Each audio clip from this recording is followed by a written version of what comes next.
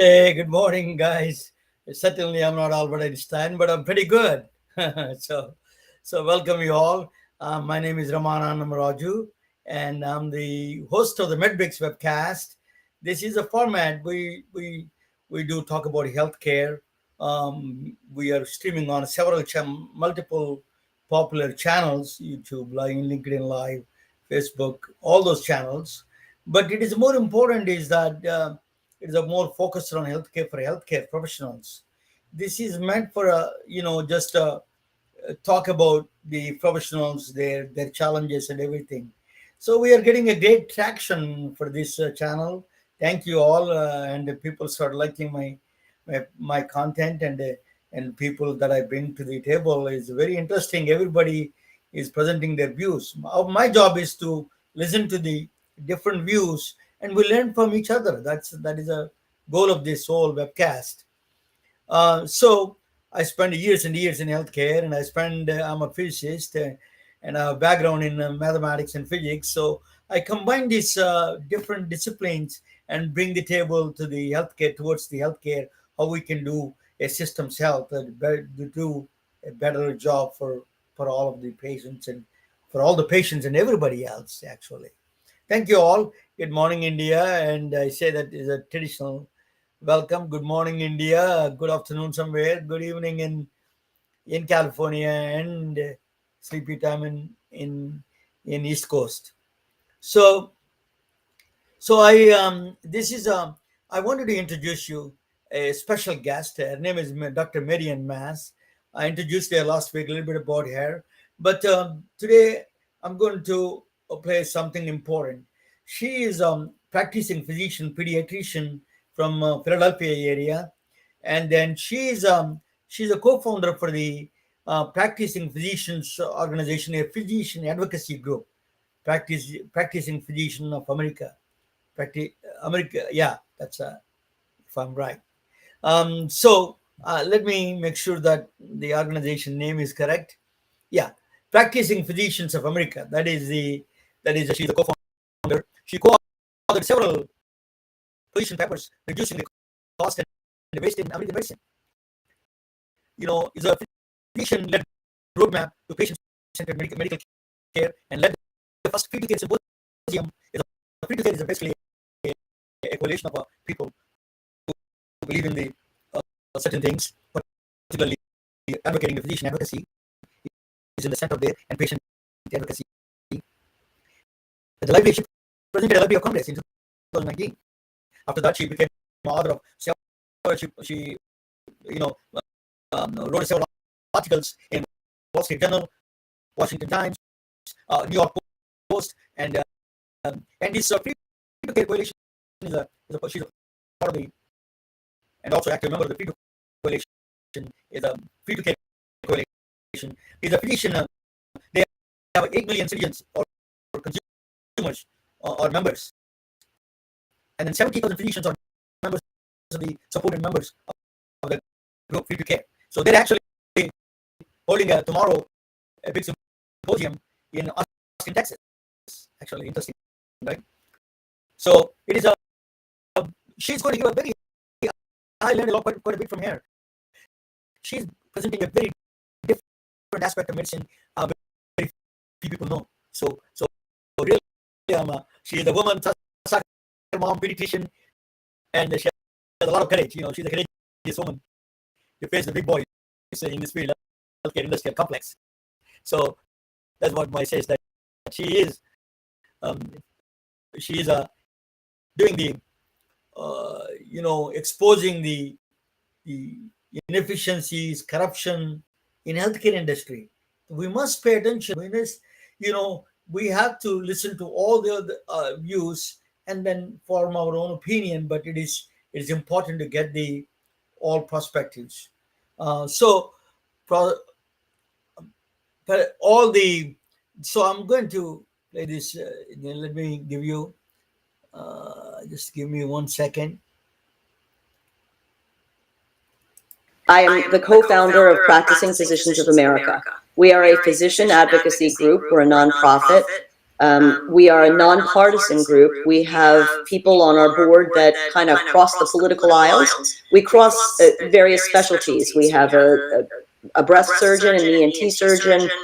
We have 2 pediatricians, 1 pediatric psychiatrist, and Dr. Wes Fisher, the co-founder with me, is a cardiologist. So we formed at the end of 2016 with the efforts to try to make sure that physicians were able to practice and treat their patients as they were trained. And then what I was doing as part of PPA was trying to unwind the cost problem and trying to break through and figure out where the money was going, as well as cutting a lot of regulation. And in unwinding the cost problem, I discovered that there are large corporations that have rules just so I decided that, like, in a big simplistic 30,000 foot view, because we have to try to uncomplicate the system, I decided that in the healthcare landscape, what I think we need to do is cut the glut of rules and regulations that we have to make things less complicated and to allow patients to have more time with their physicians. We need to open up the books and see where all the money is going, because you can't see where a lot of the money in healthcare is going. And we need to make everyone play by the same rules. So in 2019, I wrote a position paper with some other experts, and we called it the Free to Care Physician-Led Roadmap to Reducing Cost and Waste in Healthcare. And something really extraordinary happened.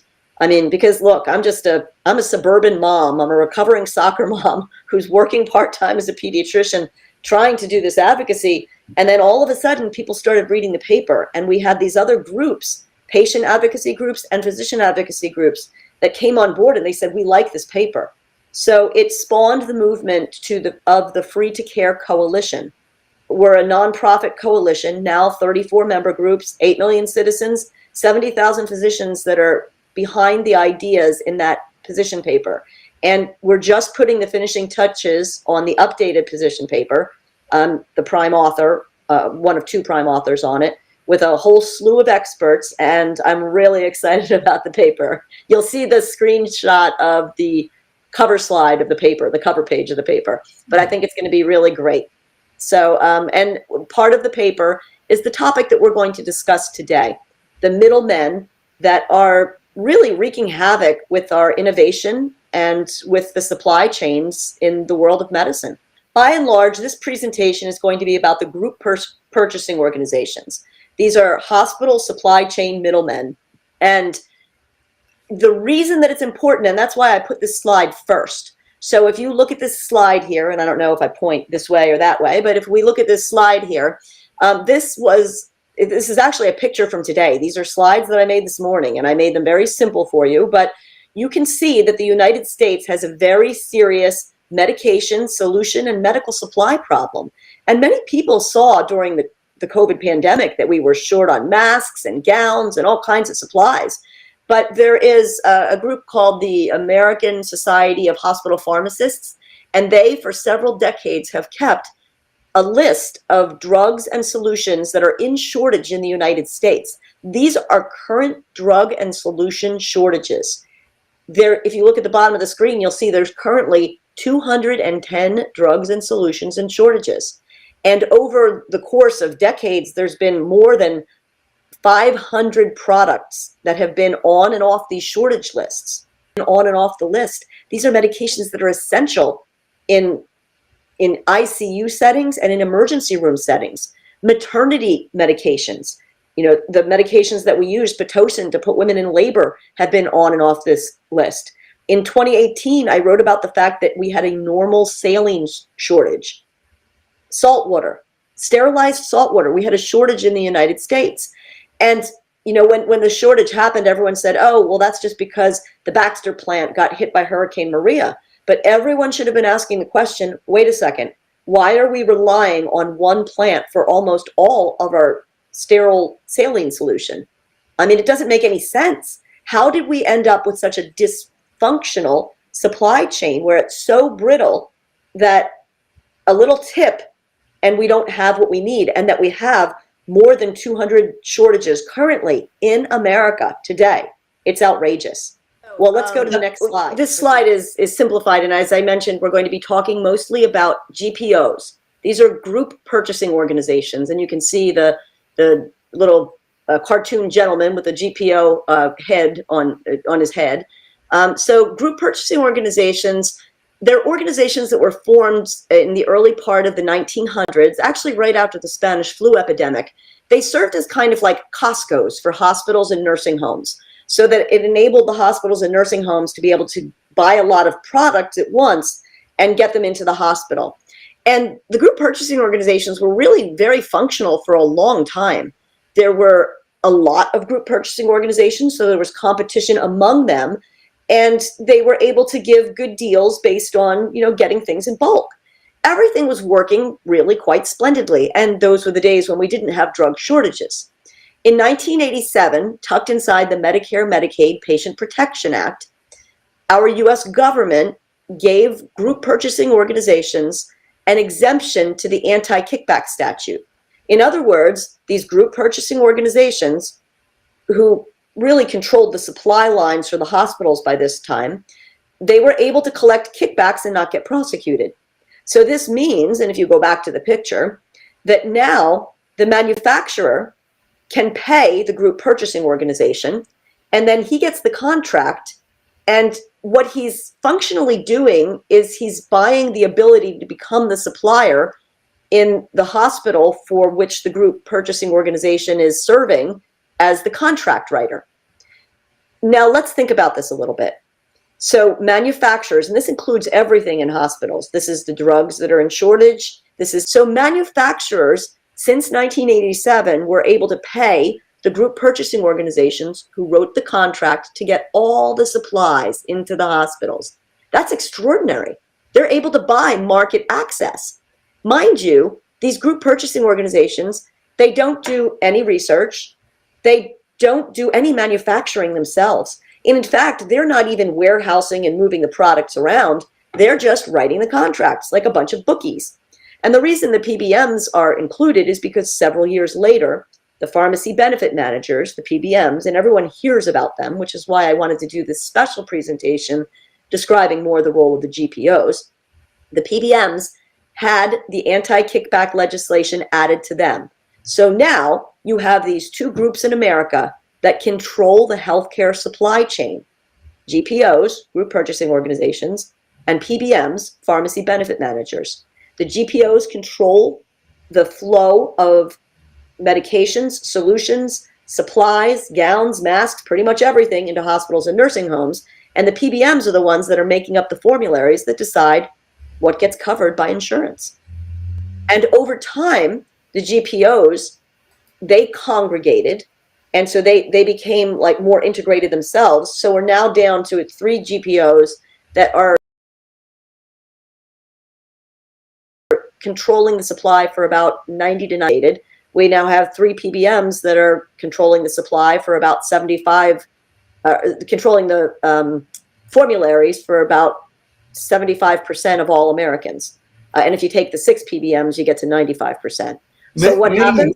Marian, when you say particularly, just to get the audience more clear, if it is a group purchase GPOs, basically they're like a McKesson and a Cardinal, those kind of companies. No. Which one? No. Cardinal, McKesson, and AmerisourceBergen can serve as GPOs, but Cardinal, McKesson, and AmerisourceBergen, they're actually the distributors. They're the people that warehouse the product and move it around.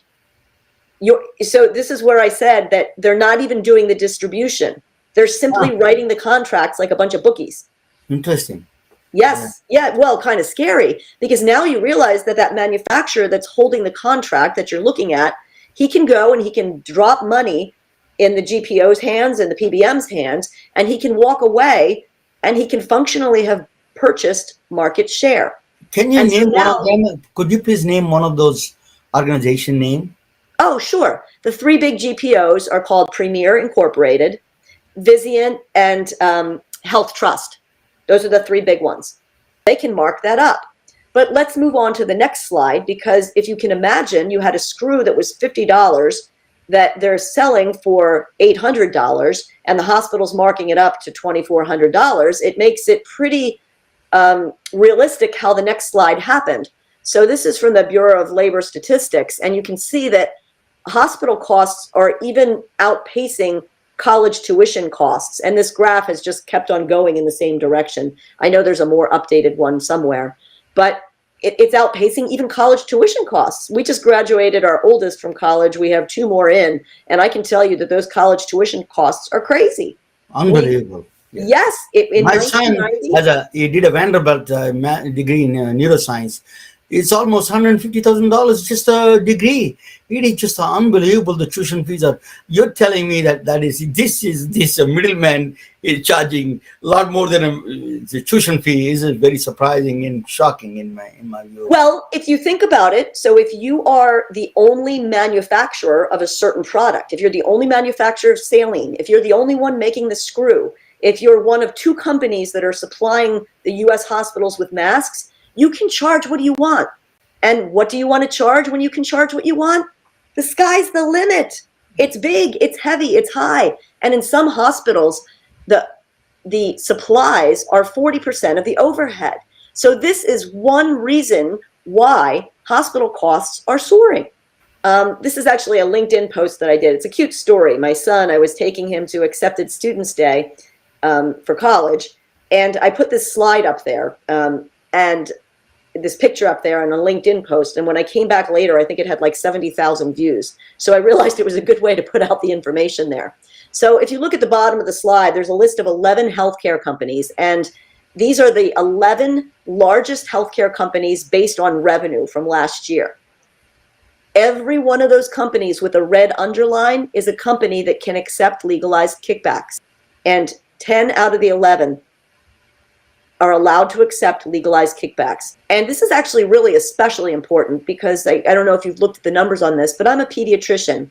And I know that there is a much higher risk of African-American population having preterm labor and having preeclampsia and hypertension during pregnancy. We can get into the root cause of why.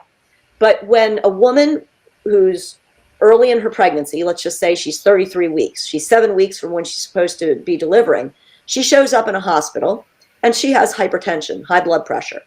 Well, if she's having signs of early labor, the first thing they were going to want to do is to give her some fluid, normal saline. Well, guess what? It's in shortage sometimes. And if they discover that they want to give this woman some type of antihypertensive to knock her blood pressure down, well, some of those antihypertensives also in shortage. Now they decide that, okay, well, we've got to get this woman delivered, so we'd like to stimulate labor so she's, it's not dangerous for the baby, her hypertension is too high, it can't be controlled, so you would want to give her Pitocin to stimulate labor, the labor hormone. Pitocin's been in shortage. Now you have to take this woman to a C-section, which is much more dangerous for both her and the baby. Yeah. So now she has to go for a C-section. Well, the most common and the safest anesthetic that they like to use for spinals is bupivacaine. Guess what? It's on the shortage list. Now you have a premature baby born, and you can look at all of the solutions that need to go into feeding the baby by hyperalimentation if the baby cannot take, food and formula. And, those would be like magnesium and calcium and sodium supplies and dextrose. Well, they're all on the shortage list too.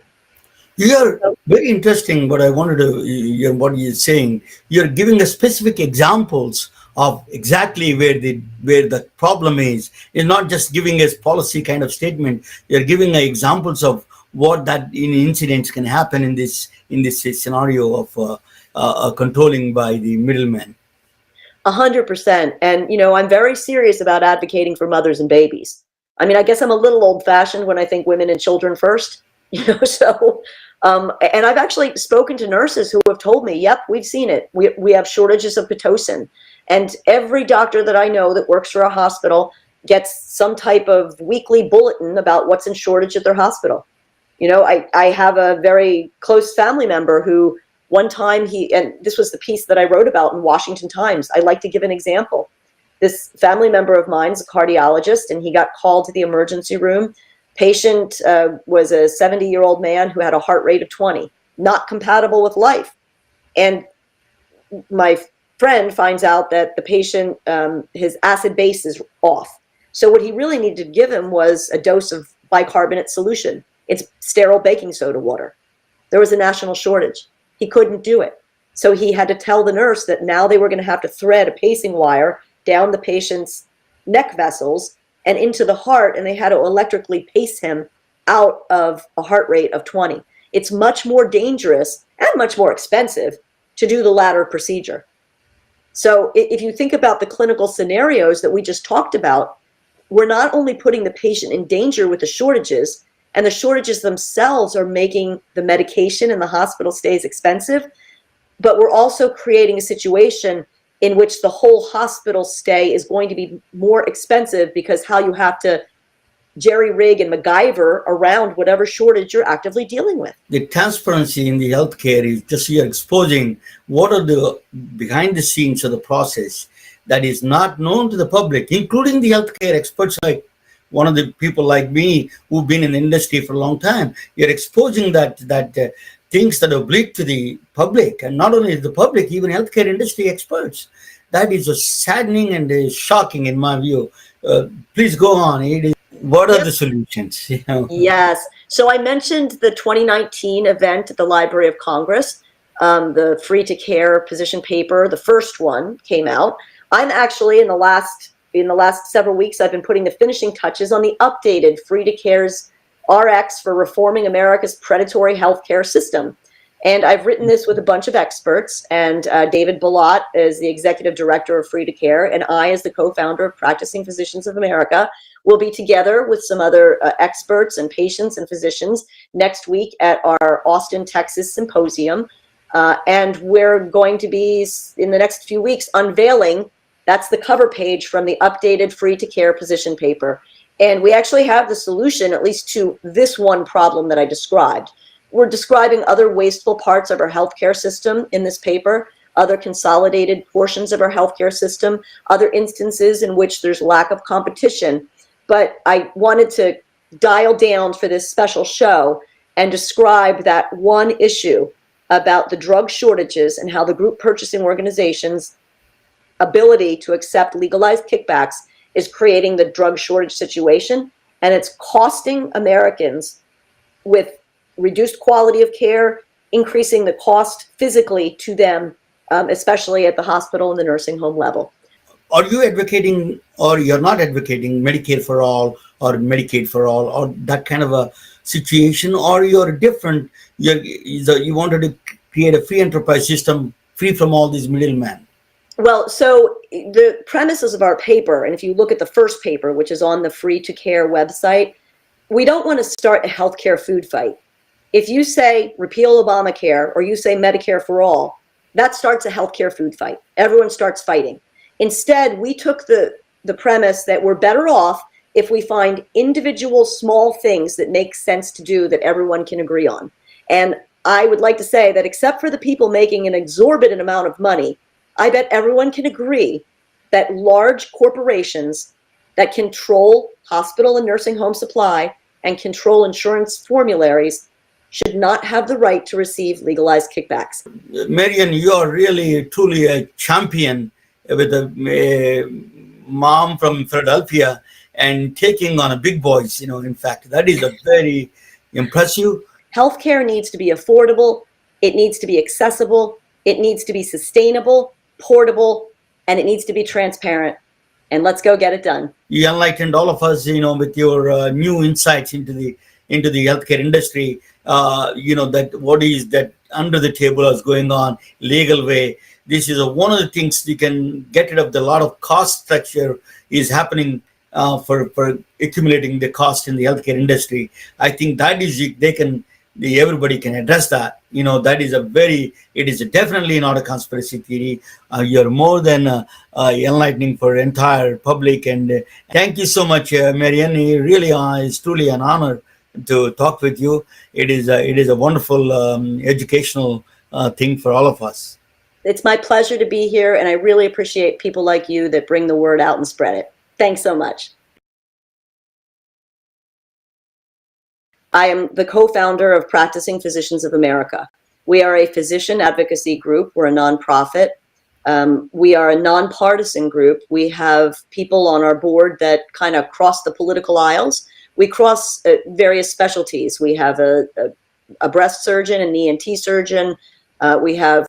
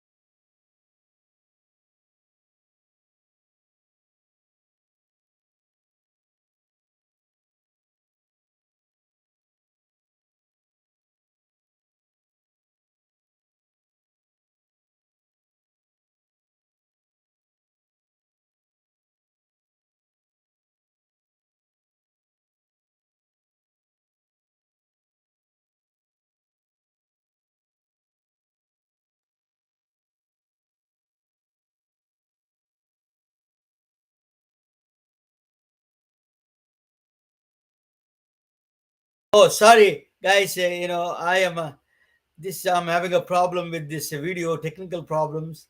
But I spoke without a mic for a few minutes. Sorry about that. This is a technical problem. A little bit, we need to address that. But she is a very passionate woman. She's a courageous woman, and she told me that some people are following her big voice, non-threatening way, of course, but following her what she's going to say. She is causing some havoc in this industry. She's creating ripples, and I think we have to listen to all the perspectives. That is very important because the supply chain is so critical. The cost behind the supply chain. She's not talking about even the goods itself. The cost behind running the show of supply chain is enormous. What she's saying. So, because of that reason, I wanted to bring my friend and a close friend of mine. He is a expert in the supply chain area. He is a blockchain expert, and there is a mathematical solution for these kind of things. Blockchain is based on a mathematical solution. You cannot penetrate. You cannot lie. You can you everything is a transparent and clear. Is a transparent same time is a anonymous same time. So in the supply chain, it will identify everything and it tells you where the money is going when you request a transparency. So let me bring my friend Sunil Cherian. Is a best friend, one of my good friends, and he knows a lot about the supply chain. Let me bring him to the table. Hey, welcome, Sunil. Thanks for coming. Thank you, Ramana. Thanks for having Yeah. me on. So let me ask you. So you listen to Dr. Marian Mass. She's a very passionate woman. She's telling the supply chain itself is not. She's not talking about the supply chain. One problem is supply chain problem from manufacturer to the hospitals already. That is a huge problem. On top of that, these people who are behind this supply chain, something hanky panky going on. That's what she said. How do you eliminate through blockchain and your technologies and your systems? Actually, the first time I experienced this problem personally was when my wife was actually admitted in week 26. She went into labor. So she was at the hospital for 4 weeks. Then my son was born premature. And She was experiencing heavy bleeding, so the nurses gave her one of those heavy duty sanitary napkins to wear. But when she asked for more, the nurse was a little bit reticent. And when we dug into it, we realized this is going back 17 years. Said it is $100 for a napkin. Like, It is just, yeah, that's what she's saying. A screw costs about $2,400 by the time it reaches the top. So, so so this is actually a system that has been set in with a lot of opaqueness, right? Opaqueness for a variety of reasons, for whether it is because of medical rules or FDA approvals, or only certain people have the rights to provide this product into this, and you don't have any visibility beyond. They don't know how many hospitals need what, how many of these screws. The manufacturers don't know who is actually going to be ordering them, how much of this thing to be ordered. The hospitals don't know if they have high demand or not, right? So this is a characteristics of these multi-tier or multi-echelon supply chain systems, where the middlemen act as a barrier for you to get information from the next level, because they don't want you to bypass them. So they provide no information. And no information means you either have too much supply on hand or too little supply on hand. And there aren't any sophisticated planning tools, right? So you need to have a way to share information, at least the critical information. You don't need to share who the supplier is or anything that is business private. You can keep it private, but you still need to be able to say, where can I get stuff? If I need, how much can I get? And how long will it take to get those things, right? That information sharing networks need to be built. And blockchain as a technology can provide that trustability in terms of sharing information. And once you put information on the blockchain, you can't change that information. Okay? You committed that information to other people to see. So now that information is being signed off by other people, and they're now acting upon it, right? So that building that trusted network, and by parties who are key authorized parties, they are signing off on this data being put back and forth. Now, there are certain aspects of privacy, patient privacy or business privacy, that needs to be secured with encryption and access control and things like that. The technology exists for that today. You need to bring them to yes, the in supply chain, there's no patients involved. It's basically supply chain from manufacturer to the hospitals. And another aspect is there are some the rural hospitals, for example, they have a disadvantage of getting these things. They don't have they have to depend on a bigger cities and bigger hospital systems to get there in the totem pole there in the last. So how do you improve that kind of a thing? We need a transparency of definitely transparency in this process. There's nothing to hide. It is, you should know, we should know, the public should know where is the cost is going in this whole supply chain. It is that's what she's demanding. That what she wants to Give an know. example. I mean, and every picture has two sides, right? I'll give an example from the med tech manufacturers that we're working with. And we're dealing with them in the country of Colombia, Argentina, Peru, multiple economically weaker countries in Latin America, right? So I'll just use Colombia as an example. There are about 1,000 hospitals in the country. Now, the medtech manufacturer who manufactures stents and other medical devices that goes into that patient's body, they do not know which hospital is going to consume how many stents, because you don't know who is going to have how many surgeries. The doctor decides at the point of surgery what stent to use, medicated stent or this millimeter or that millimeter, which from manufacturer A versus manufacturer B. That happens at the point. So what happens is they are kind of forced to give out almost 70% of that is put out as vendor managed inventory, sitting in the hospital for maybe 6 months before it gets used. And then you go through insurance and other payments, etc., for another 6 months. So the cash cycles are almost a year. So the manufacturers now have to recover that by having higher margin for the products. Now people in the middle have to have higher margins, as high inefficiencies as costs. So some of it is because they have all this cost. It's not just gouging. So blockchain exposes not only structural problems, there's a functional problems it exposes, right? Both it is a defect there's a structural incompetency, structural corruptions it will expose, and also in the on the other side is the functional problem that's in general inheritance to the problem is the inherency of the problem of this functional problem. So what is your company? How does it help? What do you do exactly? Just tell me something about your company and you. My company is called Copperwire Systems, and Copperwire provides the middleware for connecting hospitals and other enterprises systems to others, so that you can get these demand signals and the supply signals together in one common fabric. So when you see information, it is in real time. I don't need to send it by email to somebody who now changes the information and sends it by email to somebody else after a week or two. I get the information in real time. So by bringing this network together in real time, everybody saves money. And you save money, the inefficiencies between partners, you lose 15-20% every time you have a pair of partners, because they're all doing repeat of the same kind of work. So we're bringing efficiencies, and we see networks where you can get 6-8% improvement in profitability. I mean, you're amazing that when you spend billions and billions of dollars in this medical system, most of our hospitals are actually not profitable. Many hospitals are That's, closing down, right? yes, that's what And she's saying. Actually, that is, yeah. One of the reasons she was saying that hospitals are, by the time the supply chain, all those structural problems and corruptions and functional problems, it is becoming extremely expensive for the consumer or patient at the end, or the insurance system. Insurance eventually they charge the premiums to the public. So you can help. There is a solution. It's not like it's not just a policy or political statement. You can actually technology can implement it and can solve some of these important problems, right?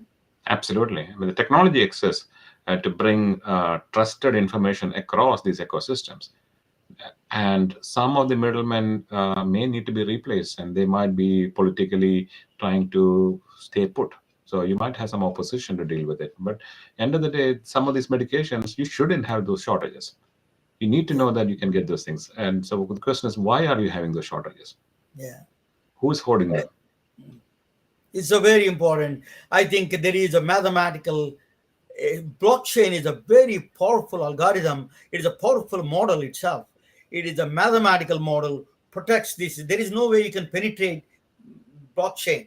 Bitcoin is not a blockchain. A lot of people misunderstanding Bitcoin and the blockchain. Blockchain is a Bitcoin is a product of the blockchain, but there is some other problems happens in the Bitcoin.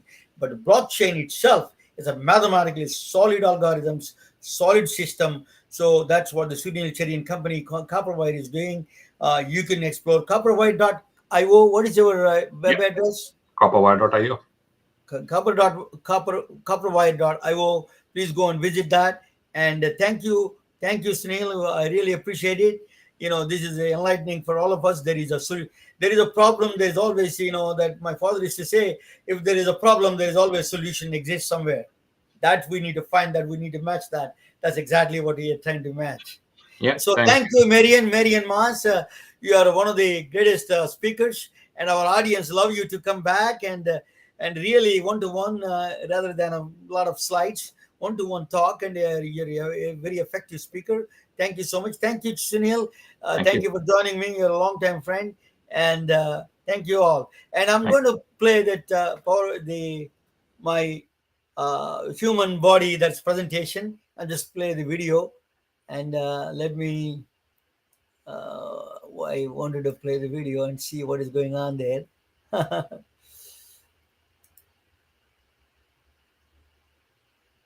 Nigerian. By day, I'm a police.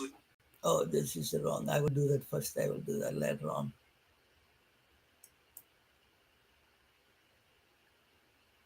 Oh, yeah. Two pediatricians, one pediatric No. psychiatrist, and Sorry, Dr. guys. Wes Fisher, the co-founder, with me. I'm having a problem a little bit. You need to excuse me 1 second. I'm checking out what's going on here. I want to play the video. And yeah, it is there. I thought as a. is Huh. So I need to remove this. I'm having a little problem, guys. Just to give me, um, God. Some days are technically challenging, right? But anyway, I want to talk about a little bit about that while you're all watching. This police officer went through, uh, that he's from. You got to listen to him. The topic is of fractals in medicine and the psychedelics. The how the psychedelics we can replace with the fractals. Then let me play his thing. apartment and a psychotherapist at night. People might be shocked that a police officer is advocating for psychedelics. But I believe we're in the middle of a mental health crisis across the whole country. I want to bring psychedelic assisted psychotherapy to the police because in policing, PTSD is a big problem. There's a lot of uncertainty with this type of work. You don't know what kind of a call is going to come in. Anytime an officer is waking up to go to work, their nervous system's activating in a really distinct kind of way. You're not going in calm. You're tensed up. You're jacked up a little. Oh, sorry. Let me play that one. I'm having a little is problem. the is a I'm having some problem today. Some days are challenging, right? Yeah. I thought I bought it there.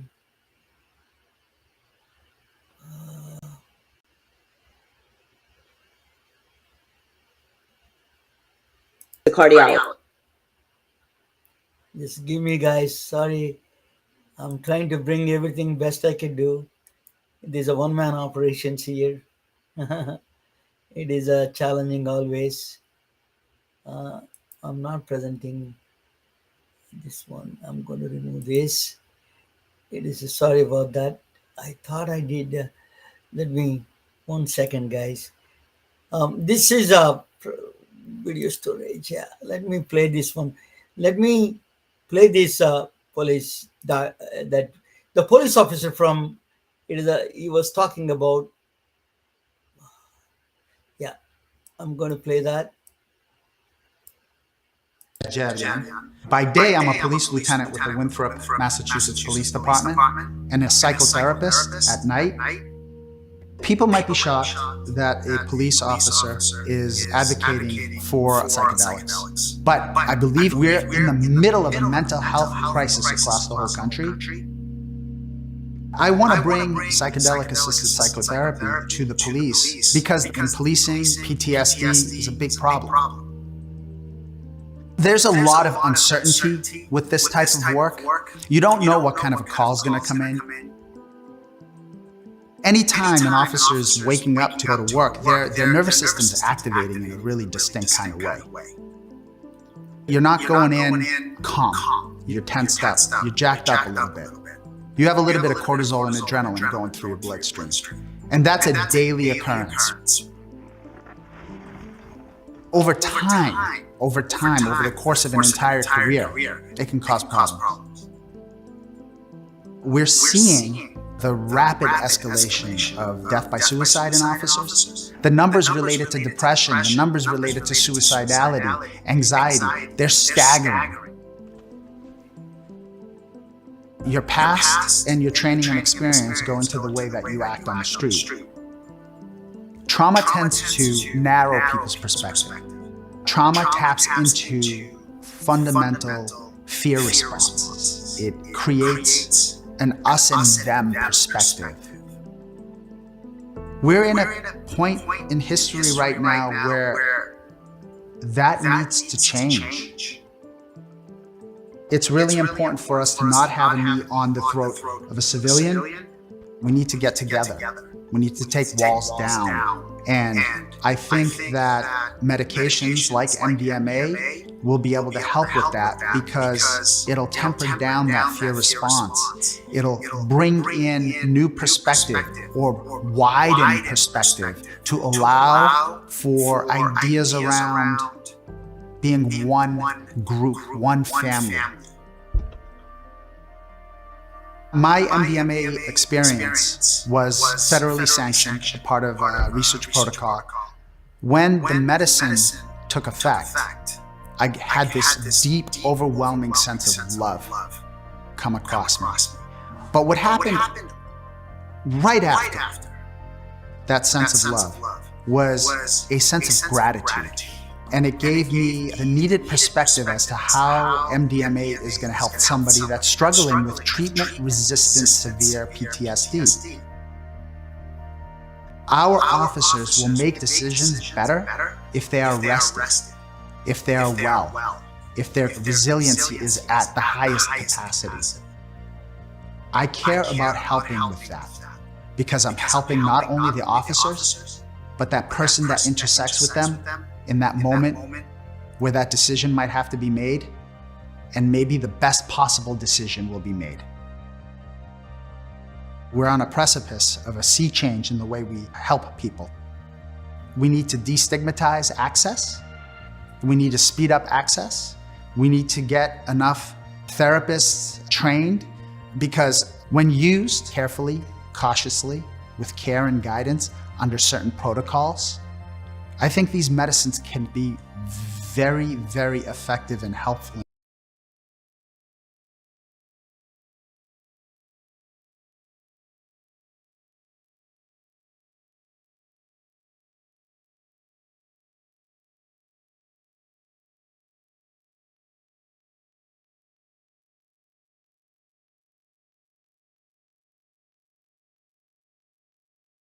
The these technical people didn't understand. I've been telling them when I'm playing a local video, make the unmute automatic. They want you to do.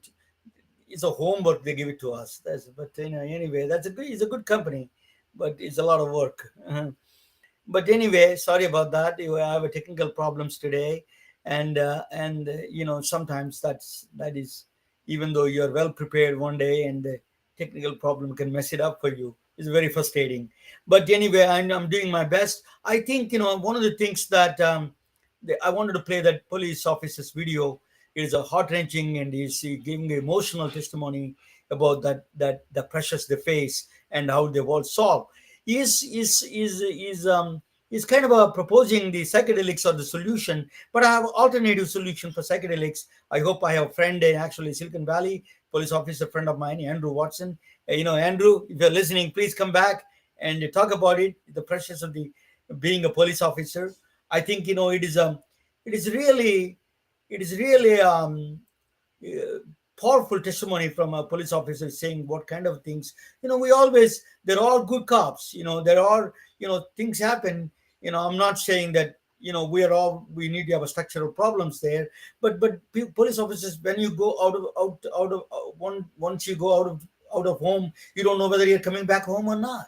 That is a very powerful fear. It eats you. And then a lot of people, what he said in this video, you need to listen to him. Most of the time, their aggressive behavior is because that the fear factor.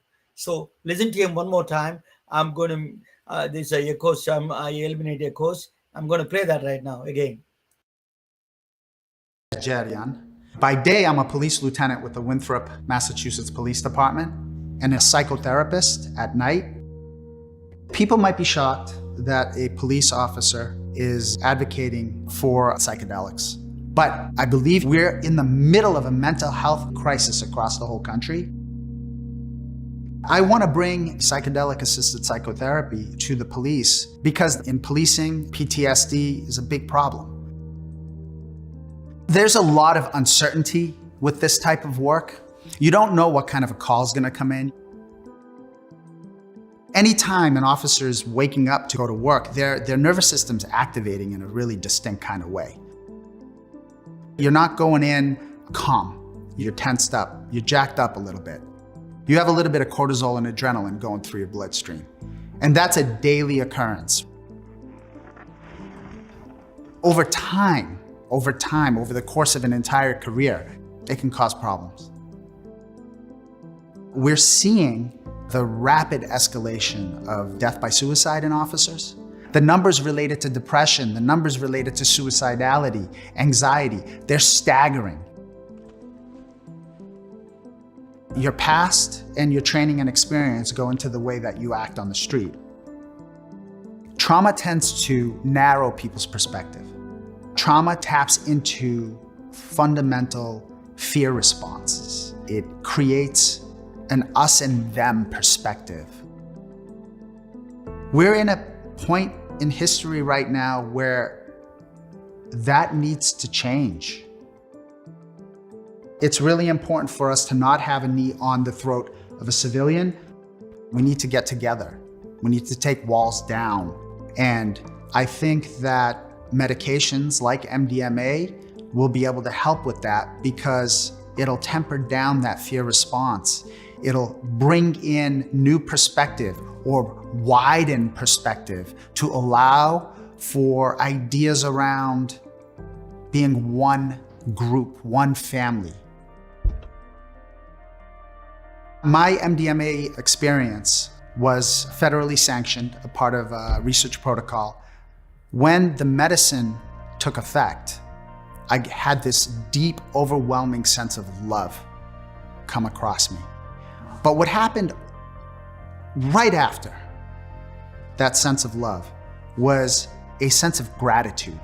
And it gave me the needed perspective as to how MDMA is going to help somebody that's struggling with treatment-resistant severe PTSD. Our officers will make decisions better if they are rested, if they are well, if their resiliency is at the highest capacity. I care about helping with that because I'm helping not only the officers, but that person that intersects with them in that moment where that decision might have to be made, and maybe the best possible decision will be made. We're on a precipice of a sea change in the way we help people. We need to destigmatize access. We need to speed up access. We need to get enough therapists trained because when used carefully, cautiously, with care and guidance under certain protocols, I think these medicines can be very, very effective and helpful.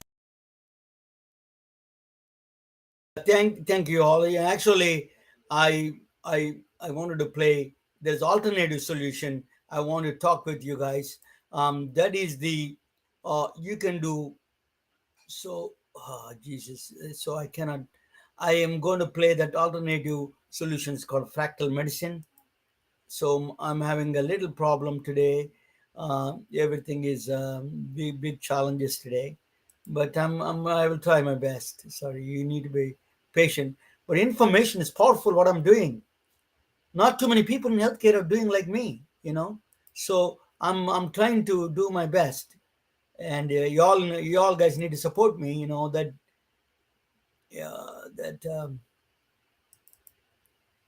yeah. Let me play this. What is the solution I'm proposing? Um, It is going to take a couple of minutes to upload the video, but it is a very powerful way we can solve this problem. The problem I'm proposing is that when you take MDMA or mushrooms, or LSD, all those things, they are basically creating a Christmas lights in the brain.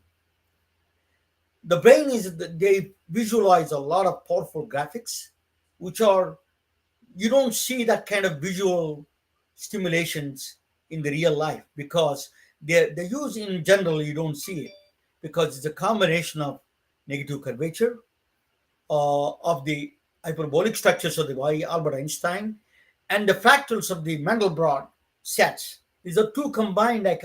If you combine them together, you see audio visual stimulations from the fractals can create at least to that experience without any substance. That is my proposal, and that is my Brain Cafe's proposal. And watch this video. I hope it is ready. I will try my best and see. Jerian. By day, I'm a police. I'm having one after the other day today. Let me see this email.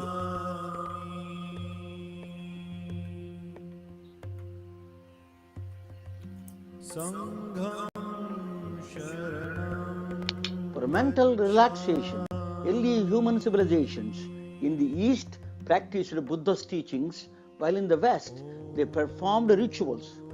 One place they mastered the consciousness through meditation, and other place they altered consciousness through psychedelics. But there is another alternative technique called consciousness hacking through technological innovation. A mathematical equation through virtual reality can offer and alter and master consciousness at the same time. A genius painter from Japan, a legendary scientist from Princeton University, and an engineer from IBM came from a different walks of life, from different times, made important contributions for consciousness hacking. Benoit Mandelbrot was hired by IBM to solve a nagging problem in the early days of telecommunications. The problem is a noise popping up while sending the data across telephone lines. Noise is an undesirable or unwanted signal that gets randomly added to the actual information carrying signal. Mandelbrot noticed a fixed pattern of noise repeating across the telephone lines irrespective of the distance the data traveled. Mandelbrot recollected seeing a similar idea before, a picture of a giant wave on a children's spiral notebook. The picture is the original painting from 18th century well-known Japanese artist Katsushika Hokusai. It is called the Great Wave of Kanagawa. Look at any part of the Great Wave, it looks very similar to the whole wave. The whole contains the parts. It looks counterintuitive, but the part also contains the whole. The artistic expression gave rise to a new concept in mathematics called fractals. Mandelbrot discovered nature's fundamental unit repeated through a geometrical pattern. The same geometrical pattern is present everywhere in the clouds, seashores, trees, and even in the human bodies.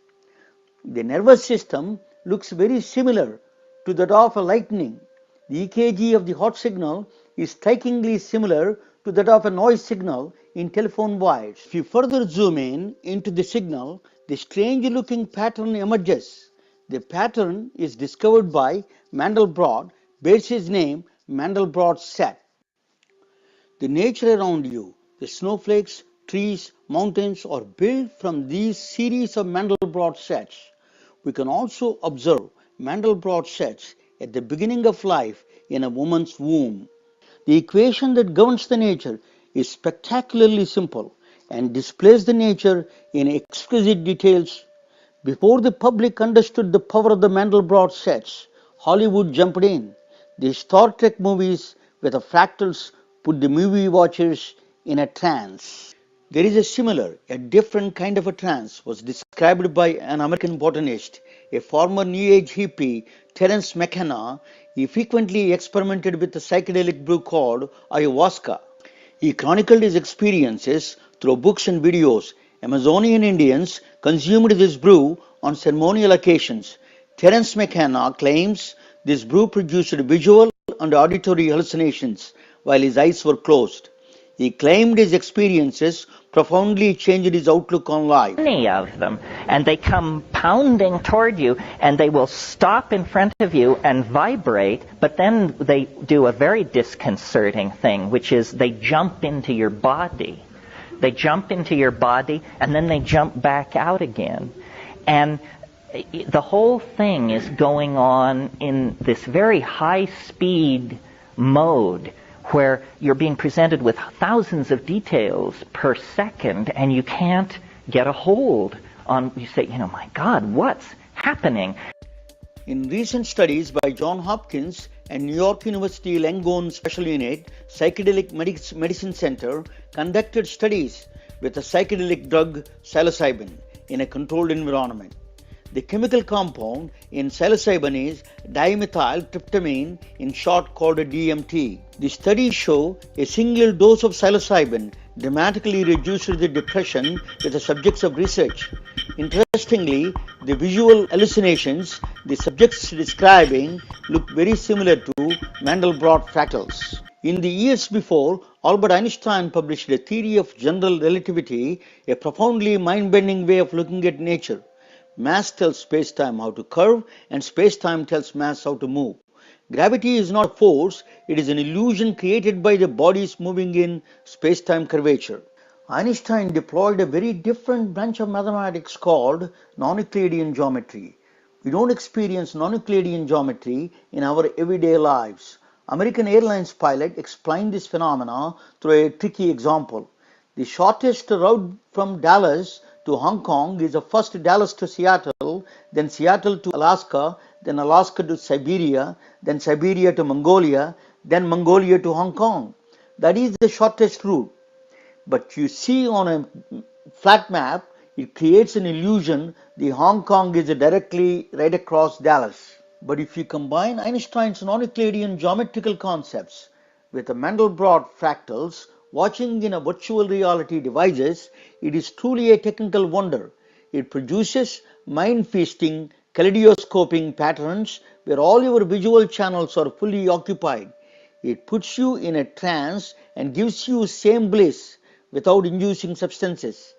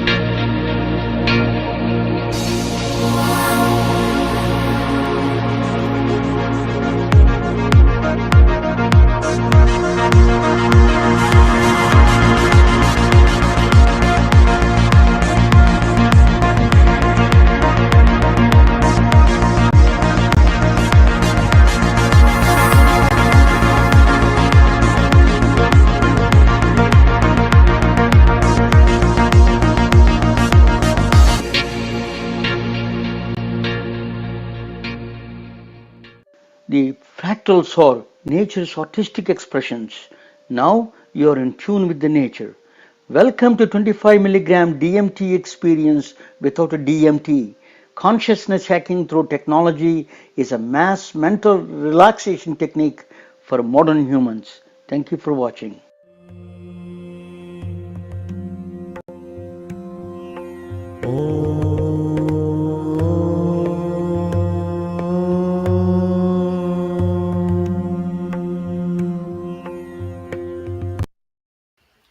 Uh, Hello, guys. Thank you for joining. And tomorrow we have an excellent program. Dr. Vikram Dogra is joining with us. He's a editor for the clinical medicine. He's a professor of radiology from the University of Rochester. He's joining with us. It's going to be exciting. I love radiology. I did spend most of my life in the radiology side and cardiology side, and so in the system side, not and I'm not a doctor, but in the system side. So we're going to talk about clinical. Is the editor of a journal, Clinical Medicine and Science. I think clinical images, clinical journal in the images. I'm going to give you exact name tomorrow. He's going to join at the same time. Please join us. Dr. Vikram Dogra is going to join us. It's going to be very exciting, and is also a professor of radiology. He has his impeccable credentials. We can talk tomorrow about radiology systems, what is going on in the radiology side. RSNA coming, that is tomorrow is a special. RSNA 22 is a big, I used to attend every year. I attended almost every year in Chicago in the middle of the winter. It's December 1st, actually, it happens. So tomorrow, I think anybody who is interested in radiology must watch it. And thank you all. Good night.